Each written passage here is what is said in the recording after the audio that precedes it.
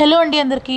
బెండకాయ ఇప్పుడు ఇష్టంగా తినాలనుకునే వాళ్ళకి ఇలా హోటల్ లేదా క్యాటరింగ్ స్టైల్లో బెండకాయ ఇప్పుడు ఒకసారి చేసుకుని చూడండి. దీనికి కావాల్సినవి సన్నగా తరిగిన బెండకాయ ముక్కలు మరియు కొబ్బరి ముక్కలు అండ్ అలాగే ఈ మూకుల్లో నూనె వేసుకుని కొంచెం శనగపప్పు, మినపప్పు, ఆవాలు, జీలకర్ర, వేరుశెనగ గుళ్ళు, పచ్చిమిర్చి ఇవన్నీ కూడా వేయగాక అందులో దంచుకున్న వెల్లుల్లిపాయలు కూడా వేస్తే ఆ ఫ్లేవర్ కర్రీకి తగిలి చాలా బాగుంటుందండి తినడానికి.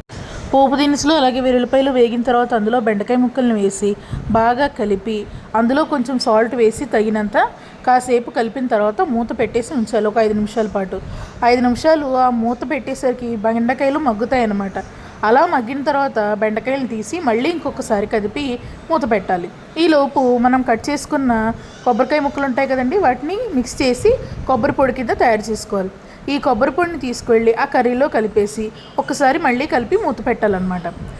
ఒక 5 మినిట్స్ తర్వాత మూత తీసి మీకు కావాల్సినంత కారం వేసుకుని దాన్ని మళ్ళీ ఒకసారి కదిపేసి మూత పెట్టేసి ఉంచాలి.